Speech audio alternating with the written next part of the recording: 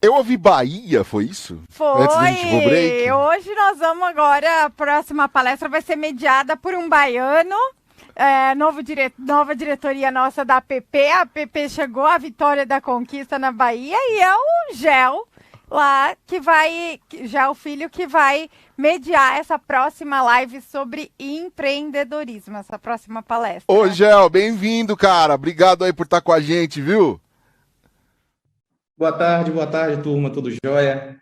Fico muito feliz aí pelo Betinho, e convite, muito aí? honrado. Eu sou Gel Filho, eu sou diretor regional da APP Vitória da Conquista, falo da Bahia, né? E é um grande prazer fazer parte desse evento que é tão importante para o nosso mercado, o maior evento universitário do Brasil, né? Então, fico muito honrado aqui em estar dividindo a tela com essas feras, né? Vamos falar um pouquinho aqui sobre empreendedorismo, então? Antes de chamar nossos convidados, eu queria fazer um pequeno agradecimento aqui ao presidente Silvio Soledade pelo belíssimo trabalho que ele tem feito à frente da PP, está rompendo barreiras aí, literalmente, né, tornando a PP cada vez mais forte, né? Isso é importantíssimo para o nosso mercado. Agradecer a Cris também, que deu todo apoio aí à organização, à distância, mediando, ajudando a gente aqui, e toda a equipe da PP Brasil, né, por mais essa grande edição do Festap 2021. Não posso deixar de agradecer também nossos parceiros, nossos apoiadores, né? A Edstream, Globo, Ótima, SBT Games, Tids, os parceiros também Big B, Compasso Collab, EditaCast, SPM e Flix Media. Bom, vamos lá, porque o tempo é curto e tem muita gente boa para falar, então vou começar apresentando Ludmila Rossi. Ludmila, que é cofundadora do grupo Marketing Virtual, MKT Virtual, é empreendedora serial desde os 19 anos, né? Trabalha desde 2001 para que Santos seja reconhecida como um polo de geração de valor e inovação. Em 2020, Ludmila foi escolhida pela UI para fazer parte do programa global Winning Woman e acaba de conquistar a certificação internacional WBE do WeConnect, que certifica e potencializa negócios fundados por mulheres.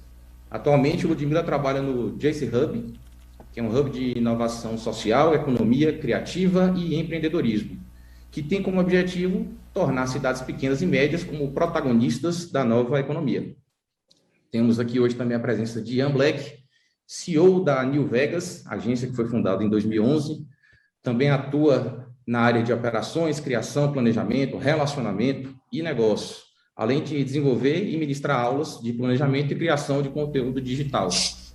Trabalha para ninguém menos, né, desenvolvendo soluções aí de comunicação para as empresas como P&G, Bradesco, Next, Facebook e Google.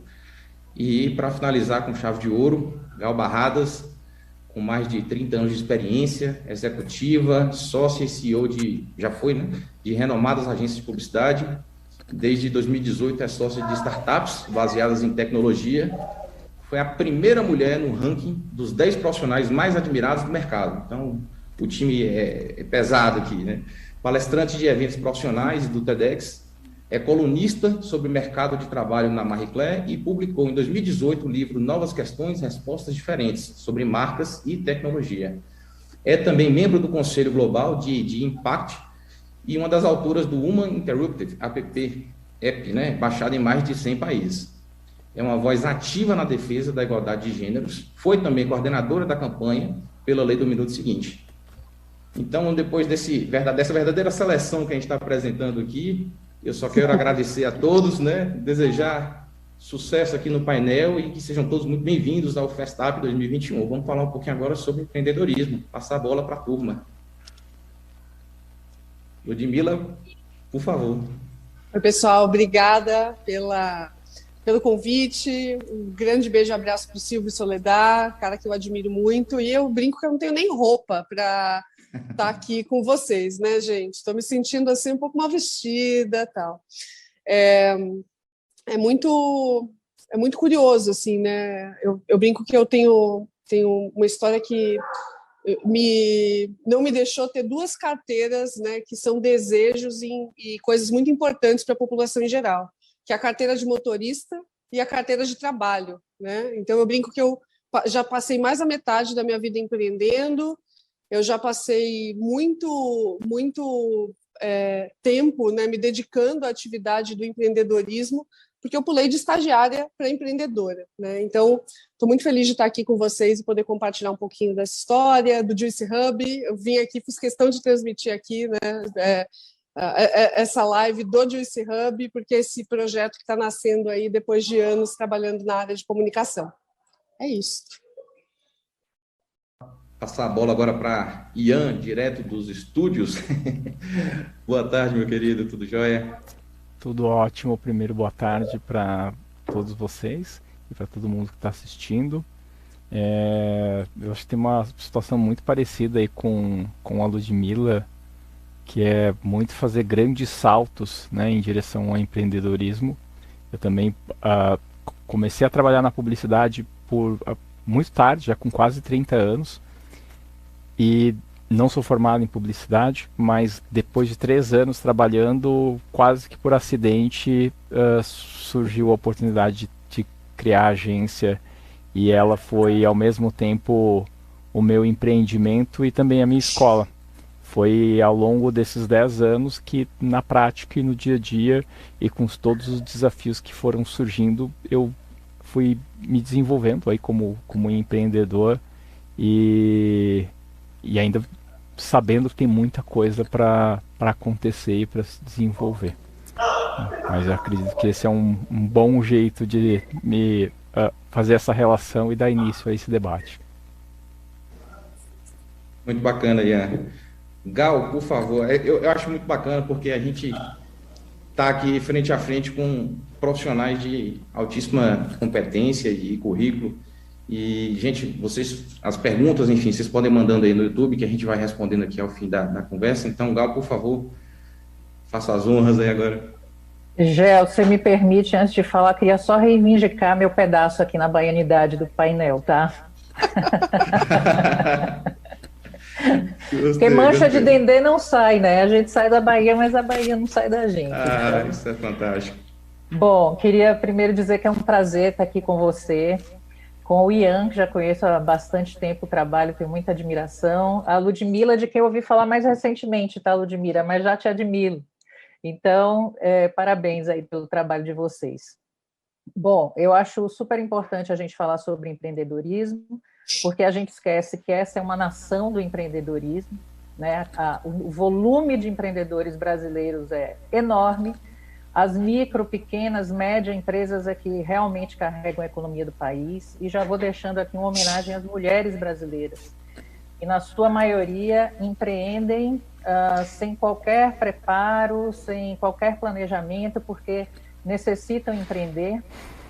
Hoje, 50% praticamente dos micro e pequenos empreendedores do país são mulheres, e deste percentual, 43% são chefes de família. Então, não é brincadeira o que as mulheres têm que enfrentar num país que já é burocrático, né, difícil de uma maneira geral, para qualquer tipo de empreendedor, e elas estão aí, com uma presença, nós estamos aí, né, com uma presença marcante no mercado de trabalho e fazendo a economia acontecer. E é bacana a gente ver essa mudança e essa oportunidade que as mulheres têm tido e o retorno que elas têm dado para a economia. A gente vê exemplos de Luísas, né, de Gals, de Ludmillas, né, que fomentam tanto esse mercado e conseguem movimentar a economia com muita criatividade e muita competência, né? Porque a mulher é a única que consegue fazer várias coisas bem feitas ao mesmo tempo. O homem, coitado, já se perde todo, né? Mas eu queria que vocês contassem um pouquinho, até para a gente dividir isso, né, com os alunos, sobre a experiência de vocês, sobre como é que foi essa trajetória, porque enquanto estudante, a gente tem isso muito enraizado, a questão de mercado, de faculdade e mercado, né? A gente sabe que na prática a teoria é outra, então é importante você dividir e aprender com quem já passou por situações, enfim, aprender com os erros, com os acertos, e vocês certamente são pessoas que inspiram tantas outras. Então, Ludmilla, se você puder falar um pouquinho da Juice Hub, né, de como é que foi essa trajetória, você falou que saiu do estágio já para empreendedora, então, como é que foi essa mudança para você? Nossa, eu vou ter um prazerzão de falar disso, mas antes eu também queria reivindicar a minha baianidade, tá, gente? Porque eu sou santista com ascendente em soteropolitana, tá? Eu morei 12 anos da minha vida em Salvador, então estou me sentindo em casa, amo sotaque, assim, sou fã número 1 de Dendê também, tá, Gal? Então, vamos nessa. Bom, é curioso contar, né? Porque assim, eu fui uma criança que passou a infância em Salvador, né? Que na década de 80 era uma cidade violenta, né? Era uma cidade um pouquinho diferente, né? Do que da Salvador de hoje. E eu mudei para Santos pré-adolescente, né? E já em Salvador, quando eu era criança, eu fazia minhas coisinhas, desenhos, etc., e vendia para os colegas da escola. Então, ali já tinha uma empreendedora criança, né, uma mini empreendedora querendo fazer mini negócios. Quando eu cheguei em Santos, alguns anos depois, eu me deparei com aquele dilema da faculdade, né? Vou entrar na faculdade e tal. Eu comecei a fazer faculdade de publicidade e propaganda. Eu durei 1 ano na faculdade de publicidade e propaganda, porque eu já fazia sites, eu já mexia com tecnologia, que eu sempre fui mega curiosa. Então, por que a faculdade foi muito importante para mim? Primeiro, ela me deu relações que foram muito importantes, relações que algumas eu carrego até hoje, e ela me entregou esse estágio. Então, se não fosse a faculdade, eu jamais teria oportunidade de entrar no mercado. E eu falo que assim, né, eu não acredito em meritocracia, eu acredito numa potência individual que cada um tem. E eu acredito também no acaso, na serendipidade. Eu, por acaso, fiz um estágio com um cara que era mega empreendedor, ele era um empreendedor serial também, e quando ele viu, né, o mercado hoje está falando muito do problema de reter talentos. Quando esse cara viu que eu não duraria muito tempo na empresa dele, porque que provavelmente eu começaria a ter aquele desejo de empreender, porque eu conversava sobre isso com ele, gente, 18 anos de idade, tá? 18 anos eu já falava, eu quero ter meu negócio, eu quero ter meu negócio, eu quero ter meu negócio. Ele me fez uma oferta de montarmos uma agência digital na época, em 2001, no final dos anos 2000, 2001. E foi assim que eu virei empreendedora, porque naquela época eu não tinha grana para investir, eu não tinha um dinheirinho guardado junto a um sócio, outro sócio. Eu comecei a empreender dentro da empresa dele, que foi quase uma iniciativa de empreendedorismo.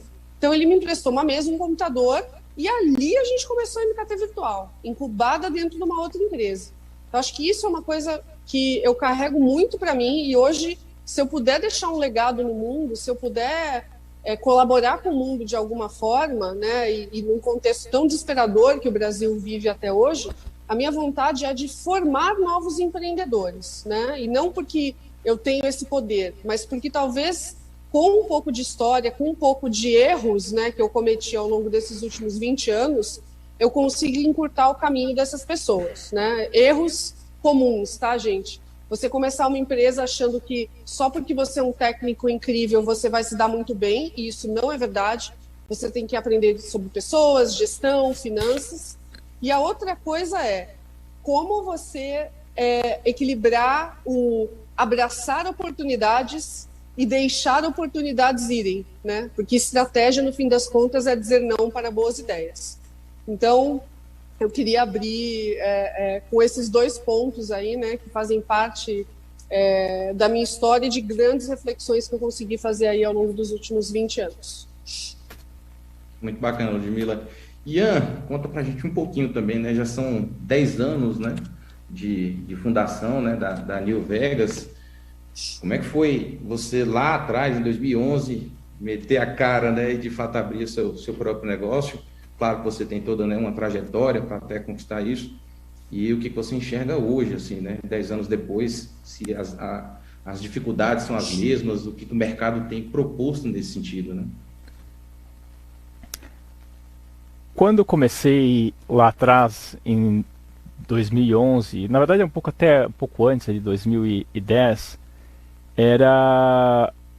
eu sempre gosto de falar que é um misto de ingenuidade e quase assim, né? Eu falo, até vou mudar, né? Eu, falo assim, eu era burro demais para ter medo. Era burro demais para ter medo, porque se eu soubesse todas as coisas que envolveriam empreender, provavelmente eu não teria empreendido. E eu entendo porque muitas pessoas não empreendiam na época. Mas eu acreditava que era basicamente ter uma mesa, uma cadeira e ir atrás de clientes. E de certa forma foi assim que eu comecei a fazer.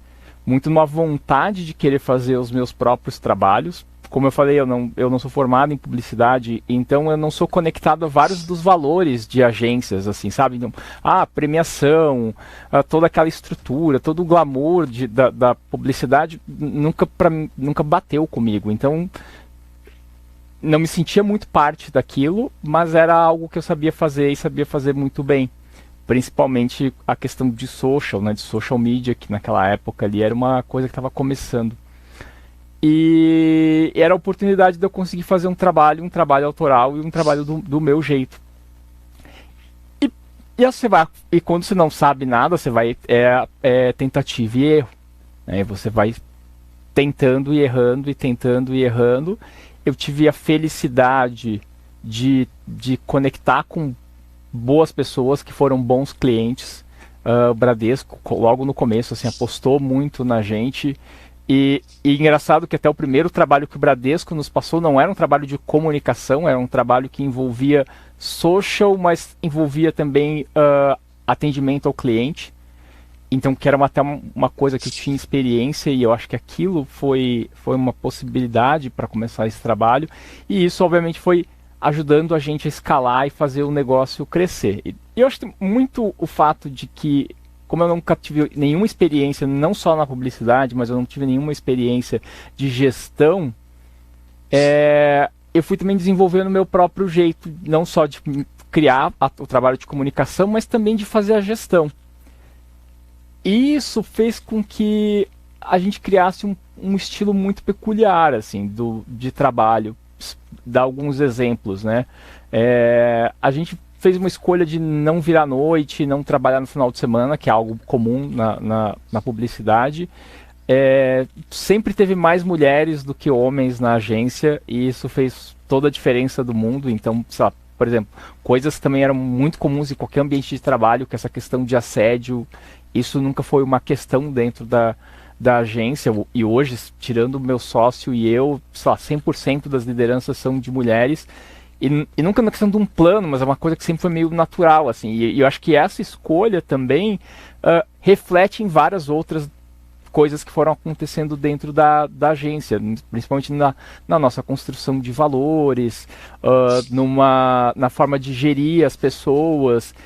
E a gente foi evoluindo, nunca ganhando rios de dinheiro, mas também nunca nunca tomando prejuízo. E até pouco tempo, assim, eu também sou zero conectado com o mundo do empreendedor, e que tem todos esses círculos.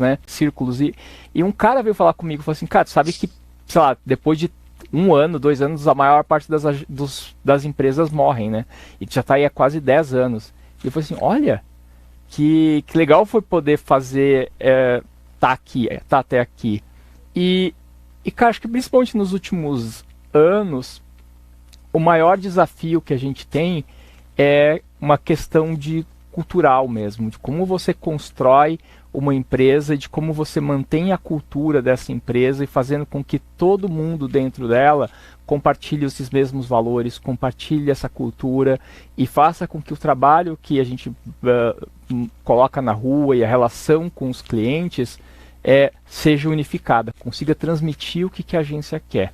Acho que hoje, quando a gente olha para esses são talvez esses maiores desafios, e consequentemente atrair novos talentos e reter esses talentos, e que esses talentos também consigam muitas vezes reproduzir muito o que a agência se propõe, que é fazer um trabalho um pouco mais distinto do que é a maior parte das agências. E isso nem sempre é tão fácil, mas tem sido um desafio maravilhoso. Muito, muito bom. Então, assim, hoje para mim começou muito de uma estrutura e de começar a entender o que era a agência, e hoje ser uma coisa muito como é que a gente conecta todas as pessoas e cresce de forma muito coesa. Bacana. Eu achei legal você dividir essa questão, né, de ter mais mulheres na sua agência do que homens. Eu acho que a mulher ela traz uma riqueza cultural, de conhecimento técnico maior do que nós. E esse contraponto, essa percepção que por vezes falta ao homem, ela é completada pela mulher, né? Então você tem de fato um ganho muito grande. Na agência em que eu sou sócio também, a gente hoje já tem 70% do do nosso corpo aqui é de mulheres. Então, a gente percebe como a gente ganha enquanto negócio e como a gente consegue oferecer para os nossos clientes, né, soluções diferentes, né? E muito bacana. Gal, me conta como é que é você ter passado como gestora, como sócia, como fundadora de tantas agências e hoje também ser, né, uma das suas atividades, né, essa questão das startups, de você estar sempre envolvida, enfim, apostando nelas. Startup é mais leve do que a agência, né, no sentido das mudanças, né? Vamos lá. Bom, vou me aproveitar um pouco aqui da narrativa da Ludmila e do Ian. Eu também não fiz faculdade de publicidade, eu fiz faculdade de administração. E normalmente as pessoas falam assim, faz administração quem não sabe o que quer. Eu odeio essa frase, eu sempre soube que eu queria fazer administração. Desde pequena eu tinha uma coisa assim que eu queria fazer negócios, sabe? Eu não sabia o que era, mas eu queria fazer negócios. Os meus estágios, Ludmila, os meus estágios foram nas áreas de marketing das empresas. E eu acho que ali despertou de uma vez por todas dentro de mim o desejo de trabalhar com comunicação, que também é uma coisa que intuitivamente sempre me chamou muito a atenção, né? Eu me lembro quando eu era pequena, eu perguntei um dia para minha mãe, não sei se vocês se lembram da bala soft, eu perguntei para ela o que queria dizer soft, quando ela disse que queria dizer macio, meu cérebro quase deu um tilt, porque como podia uma bala tão dura se chamar soft, né? Então, isso é uma lembrança muito clara, assim, que eu tenho da minha infância, e eu pegava as almofadas do sofá, eu fingia que eram bancas de revista, que eu ia vender as revistas, enfim, eu fazia talões de cheque, de brinquedo, enfim, eu queria fazer negócios. Eu comecei a trabalhar, depois de formada, na DM9 da Bahia, que era uma agência super premiada, a mais premiada, talvez a única premiada com leões e Clios fora do eixo Rio-São Paulo, que era a coisa, né, que mais chamava a atenção assim, sobre o sucesso de uma agência. Quando passaram 2, 3 anos, talvez, que eu estava lá, eu fui fazer uma especialização em semiótica, porque eu queria justamente me aproximar mais da disciplina principal, que era o conteúdo, a narrativa, né, o storytelling. Então, eu era muito encantada com a questão dos símbolos, dos significados. Eu fiz a especialização na França, tive a oportunidade de fazer lá, foi bem importante para mim, porque são lentes que a gente adquire para o resto da vida, né? E quando eu voltei para o Brasil, eu tive também a oportunidade de participar da primeira onda de empresas multimídia, era o jargão da época, né? Então eu peguei essa primeira onda aí das empresas interativas. Eu era sócia e fundadora de uma empresa chamada Manga Rosa Multimídia. Quem é dessa época aqui no mercado, toda vez que eu falo da Manga Rosa, todo mundo lembra, porque eram poucas. E a gente fez muitas coisas importantes na época, chegamos até a começar a desenvolver a loja interativa do Mapping, imagina. E logo depois o Mapping deixou de existir, e era muito interessante porque a gente ia nas empresas falar sobre internet e saía com uma encomenda de CD-ROM, que era o único formato que as pessoas entendiam. Se eu tivesse 5 amigos com e-mail, era muito, né? Então foi um período bem interessante assim. Bom, depois eu vendi minha participação para o sócio, que era a pessoa de tecnologia, voltei para o mercado de agências, trabalhei na W Brasil, FNASC, onde eu fiquei mais tempo na minha vida, participei de toda a construção da cerveja que desce redondo de Skol. Ninguém trabalha 10 anos consecutivos para a Ambev sem um grande aprendizado, e a Ambev também deixou marcas em mim, bem como a W Brasil e a FNASC, a saber a importância do posicionamento das marcas, mas sem jamais tirar o olho dos resultados. Então, essa conjunção é muito importante, porque é a marca que alavanca market share e rentabilidade, né? Então, foi uma vivência muito intensiva, assim, de posicionamento de marca e de resultados. Fui para a MPM, e quando eu saí da MPM, foi por causa de um projeto empreendedor que eu fui parar na FBIS. Porque na época, eu estou falando aí de 2009, de um lado tinham as grandes agências que cuidavam de posicionamento de marca, campanhas, etc. Do outro lado, produtoras digitais que faziam ações muito táticas para as marcas que não tinham nada a ver com posicionamento. Então eu vi um espaço aqui no meio e eu pensei, vou desenvolver uma empresa para ocupar esse espaço aqui, traduzindo os posicionamentos de marca para o ambiente digital, tornando isso mais estratégico. Fui conversar com investidores aí do mercado, nessa conheci o Marcelo Lacerda, que era o sócio majoritário na época da FBIS, e o Marcelo disse assim, Gal, você tem um projeto empreendedor que contém uma FBIS, e a FBIS está procurando uma Gal. o que você acha da gente juntar os projetos? Então, foi por causa do meu projeto empreendedor que eu fui ser sócia da FBIS. Quando eu saí da FBIS, né, que tive sócios maravilhosos, adoro alguns dos fundadores ainda estão lá na FBIS, vendemos para a WPP depois, né?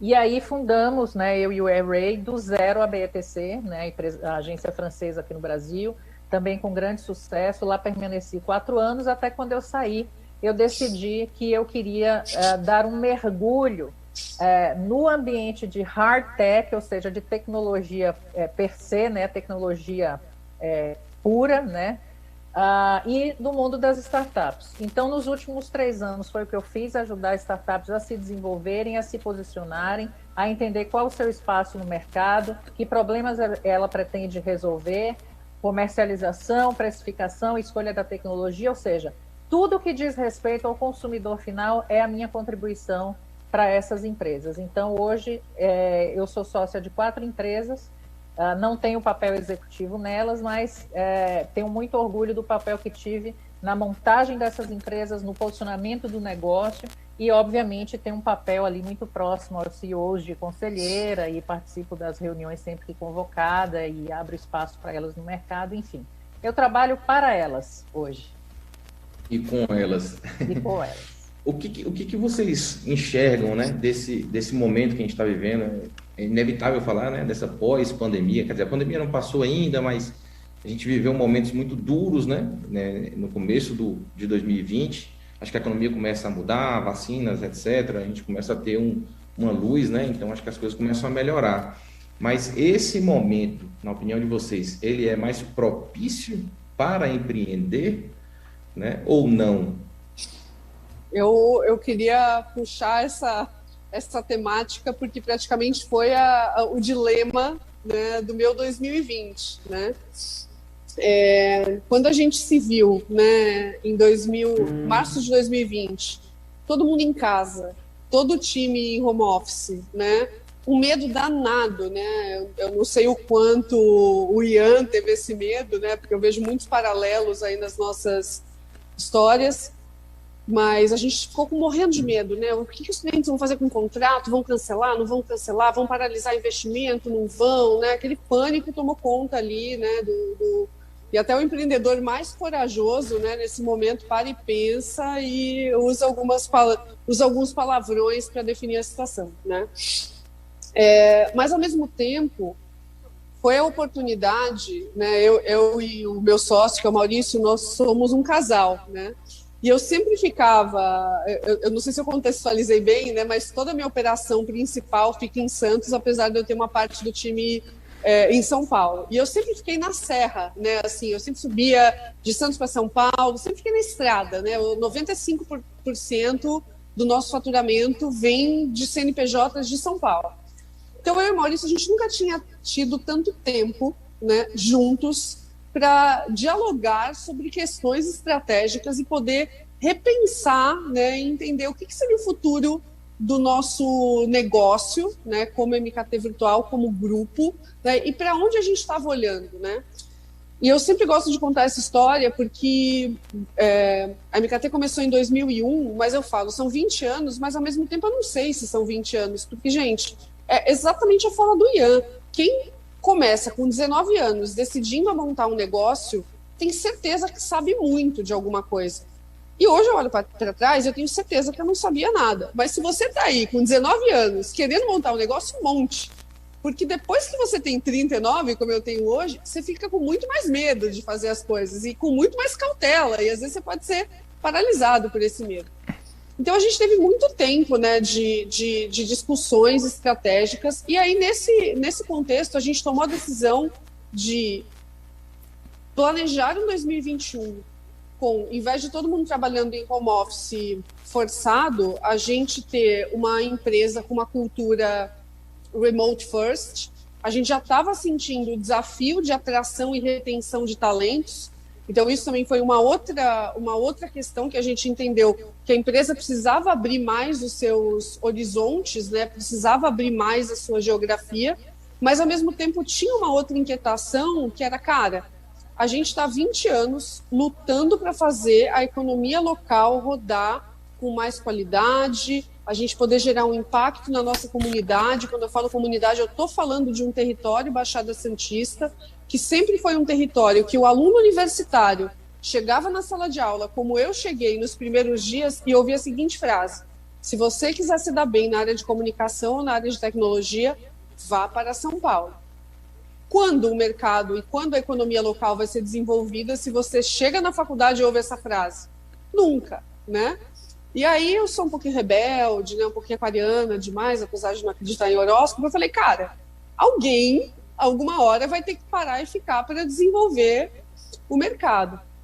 E se a gente for pensar e cortar, né, até chegar em 2020, tudo isso, olhando para trás e conectando esses pontos, a gente entendeu que 2020 seria a melhor oportunidade, 2020, o contexto, né, de pandemia, seria a melhor oportunidade para a gente repensar o negócio e começar o nosso quinto empreendimento, a nossa quinta marca.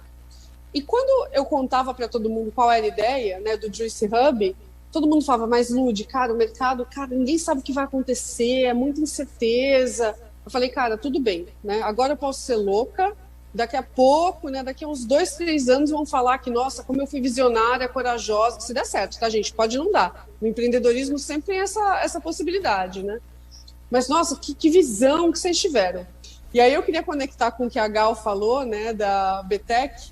Essa semana eu acabei de ver que a BTEC vai abrir um café, como se fosse um escritório café, né? Um café voltado para os encontros na Oscar Freire. Eu falei, cara, o Juice Hub, né? E isso são ideias que fazem muito parte do Zeitgeist, né? Então, assim como a gente aqui está empreendendo no negócio de economia colaborativa, em criar um hub de inovação social, economia criativa e empreendedorismo, né? Que também tem uma operação de café e alimentação aqui dentro, porque no fim das contas é isso que une as pessoas, é isso que forma os repertórios, é isso que deixa você ser original, né? Por conta desses encontros, dessas ideias leves, né? Tem uma mega agência incrível que eu admiro fazendo um movimento muito parecido. Então, é a hora, né? É uma boa hora de empreender com parcimônia e coragem, mas, cara, quem não teve coragem de dar o salto em 2020, né? Vai ter que se preocupar em dar esse salto na próxima grande crise que a gente tiver. Porque eu gosto muito da frase, que eu não sei de quem é, mas assim, você nunca pode desperdiçar uma crise. Você tem que olhar a crise, encarar a fera no olho e falar, cara, o que a gente vai fazer agora?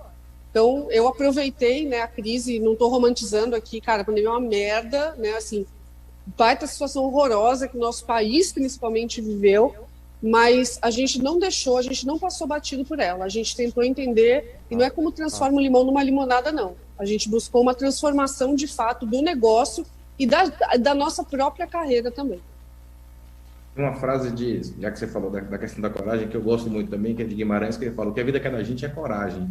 Eu acho que o empreendedor, ele tem que ter um pouco disso, né? E essa loucura de tentar fazer algo que ninguém está fazendo, porque isso de fato vai fazer a mudança no seu mercado, né?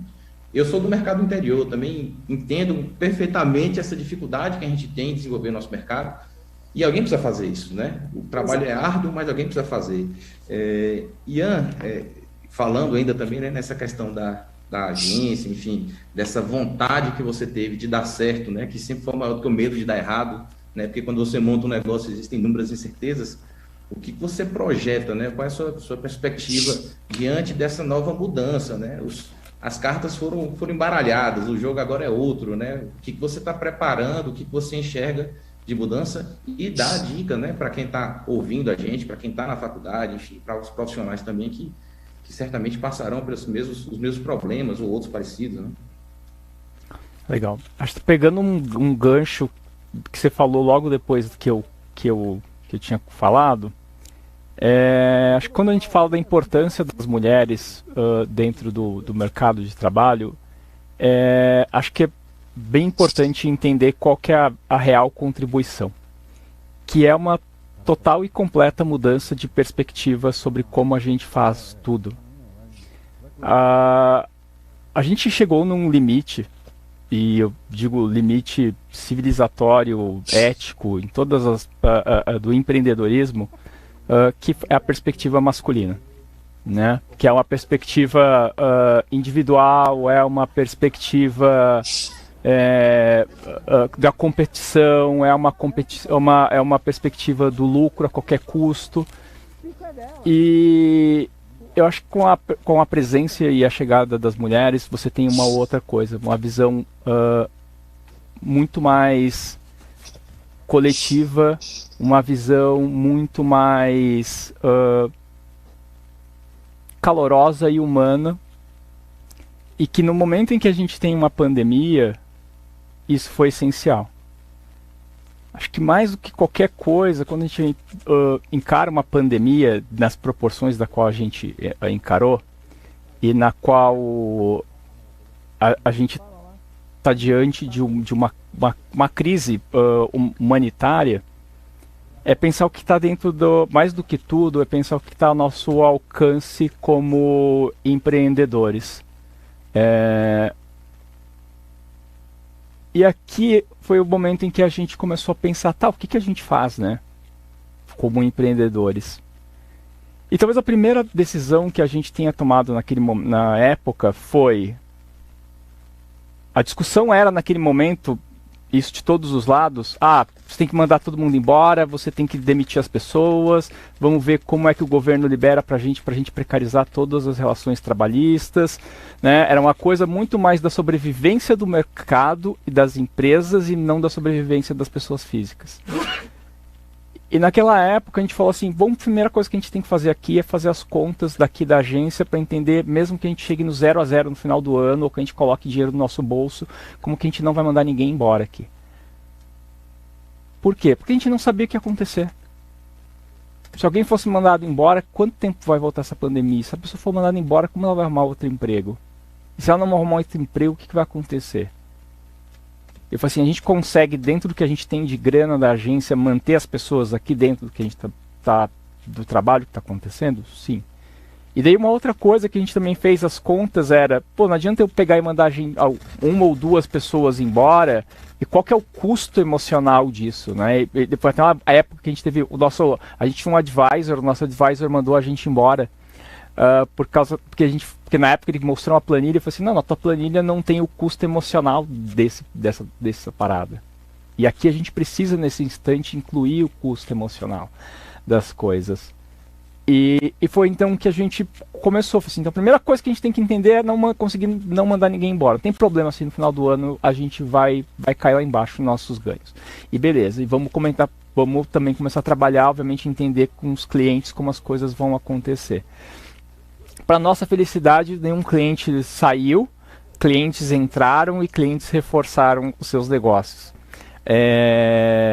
A gente se viu diante ali, obviamente, da necessidade de reorganizar a empresa em termos de culturais e em termos de documentação, que é uma coisa que é natural na tecnologia e nem tanto na publicidade, de organizar documentação, de organizar processo, deixar tudo muito certinho para que ela possa acontecer remotamente. E semana passada a gente devolveu o imóvel da agência, então a gente não vai voltar.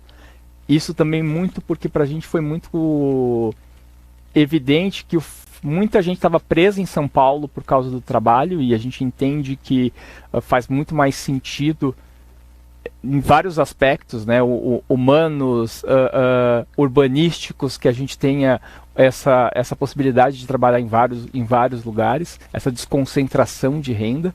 Então a gente falou assim, vamos ter que abraçar isso aqui também. Isso também fez com que a gente se conectasse com os nossos próprios clientes para poder também auxiliá-los nesse momento e vários outros grupos, né, que fossem políticos, que fossem sociais, para entender como que a gente poderia também colaborar para que a gente pudesse ensinar um pouco do que a gente sabia para empoderar outros negócios. Então acho que a pandemia, no final das contas, serviu para a gente entender quais são de fato as nossas responsabilidades como empresários, né? Porque acho que já venceu muito esse papinho de falar, eu gero tantos milhões de emprego, né? Então não adianta nada se tu só nega pra cacete também. Então é muito mais do que isso, né? O que tu faz, se você vai mandar embora teus funcionários ou não, que condições que você está dando para eles trabalhar, que condições que está dando para eles terem uma vida digna dentro do que você está fazendo, do que você está ganhando muito mais dinheiro que eles.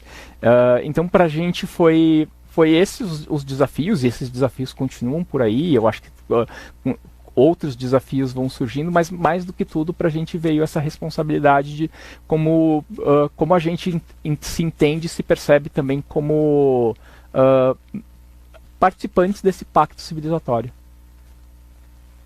Gente, que bacana esse bate-papo. Eu fico só triste porque nosso tempo já está quase acabando e eu passaria a tarde aqui ouvindo e aprendendo com vocês, dividindo isso. Acho que quem está ouvindo a gente também, né, deve estar muito satisfeito.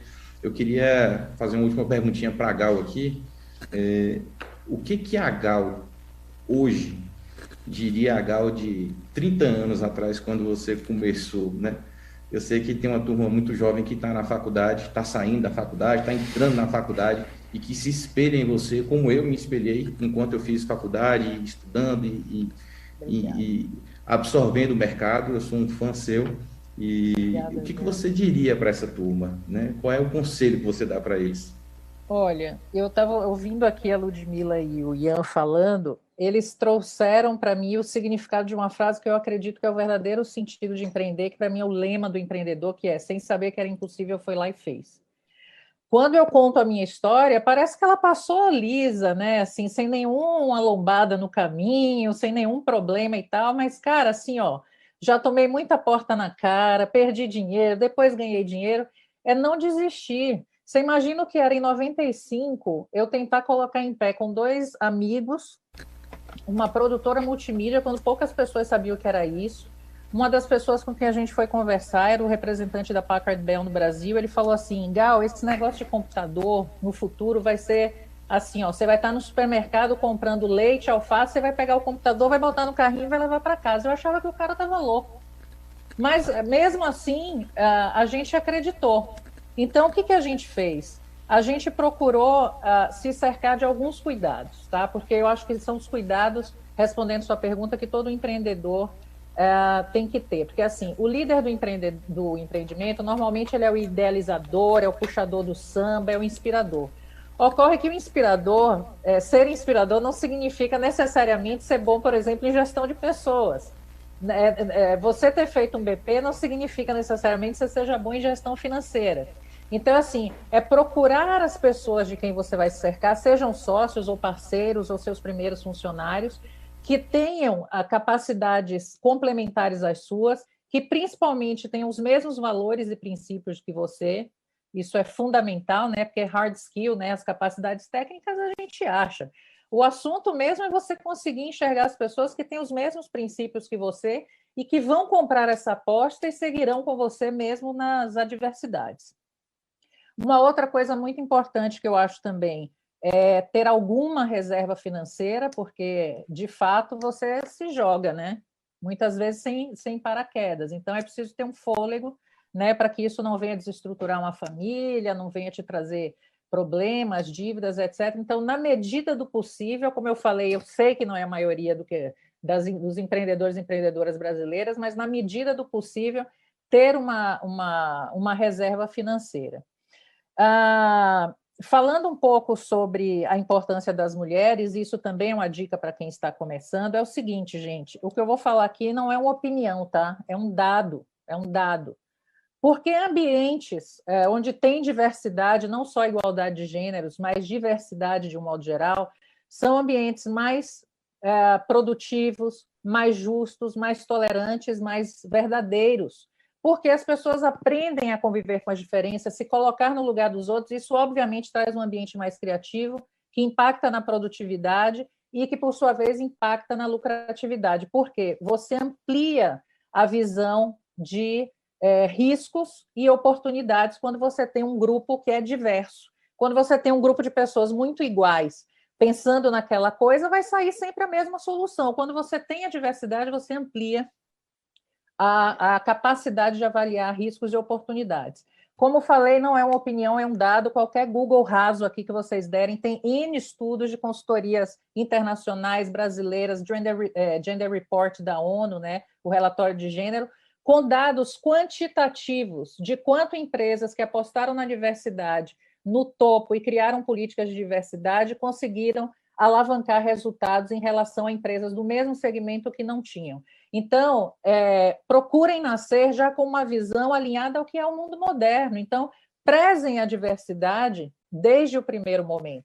E isso vai ser bom para o ambiente interno, vai ser bom para a percepção da sua marca no mercado e vai ser bom para os seus resultados. Que riqueza. Não é à toa que a PP usa o app plural, né? Quem entende que é importante a gente disseminar isso cada vez mais. Essa palestra que vocês deram hoje aqui, se fosse para cobrar, eu acho que eu não teria dinheiro para pagar. Então, eu fico muitíssimo feliz de ter participado desse momento com vocês. Gal, como ele disse, eu realmente sou um fã seu. Eu fiquei extremamente feliz e até nervoso quando me fizeram o convite. Eu falei, meu Deus, mediar, né? Obrigada, com Gal, estudei Ludmila, adorei essa parte, né, de você desenvolver o mercado interior, me identifiquei demais com isso, sei da importância que pessoas como você têm para o mercado, né? E assim, romper barreiras, né? Para quem vem atrás, de fato, conseguir outros resultados, né? E dar continuidade. Ian, eu também me identifiquei demais com sua história, claro que em proporções distintas, né? A gente ainda não tem nenhum Google para atender, mas, cara, é muito bacana ver, né? Essas iniciativas, né? E essa vontade de fazer acontecer, sem o medo, mas claro, né, com essas dicas todas que a gente recebeu hoje, eu tenho certeza que quem estiver nos ouvindo e nos vendo vai certamente aproveitar demais. Então, eu deixo o espaço aberto para as considerações finais de vocês agora.